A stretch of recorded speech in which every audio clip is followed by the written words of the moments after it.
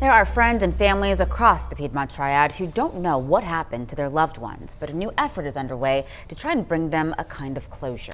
We want to go to WXI 12 Investigates. Now the Winston-Salem Police Department and the Forsyth County Sheriff's Office are teaming up, taking a new look at some cold cases in our area in hopes of pushing people to come forward with new information and also get those families some closure. Leanne Denyer is here with a look ahead. Leanne. Yeah, that certainly is the hope, and we're going to be digging into these cases in the coming week. But tonight, why local law enforcement are taking this initiative on and how you can help. That's the victim outside of his truck. Okay, I'm gonna flip through these. Some of them might get graphic. Nearly 15 years have passed since investigators captured these photos. I'm the kind of person that likes closure, either closure for the family or closure for myself. I just need to know what happens. These pictures documenting how a Winston-Salem father was found still tangled in his seatbelt with 2 gunshot wounds. His passenger right window was down, and the one empty shell casing was found. He was dead on the shoulder of the 311 southbound ramp just outside city limits. So this one is a true whodunit. We don't get too many of those cases. With no leads, no witnesses, the case went cold.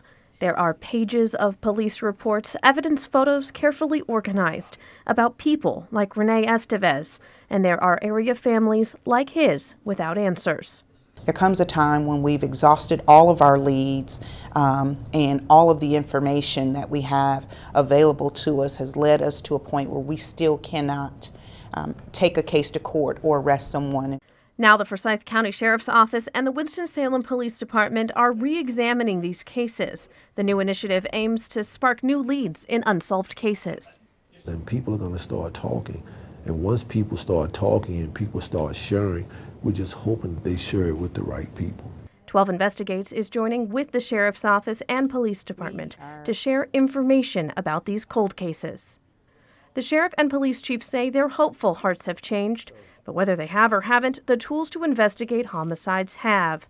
They now have access to improved databases, social media accounts, and a new generation of investigators. Well, the first thing, you want to pull the whole case file. So there's an original case file. Eager to integrate new technology with old-fashioned police work. Her name is Samantha Barrymore, 25 years old, known as Pinky, Sunshine, or simply Shine to her close friends. Winston-Salem's Samantha Barrymore's body has never been found. In this case, it's a 2004. So a lot of the report writing techniques and even storage has changed over time. A lot of it's gone digital, but back then everything's a hard copy. Her case is one city investigators are taking a new look at. It's still treated as a missing person. I think the presumption is that she probably is deceased just based upon the fact that there's been no contact with friends or family and would like to bring the person responsible to justice. We'll be sharing more details about her disappearance as well as information about other cases in the coming weeks. We are truly just asking, on behalf of the families of all of our homicide victims, that people please step forward and share whatever information you know. We're counting on the community. We need the community. We can no longer remain silent. And someone knows something about this case. I mean, someone pulled the trigger.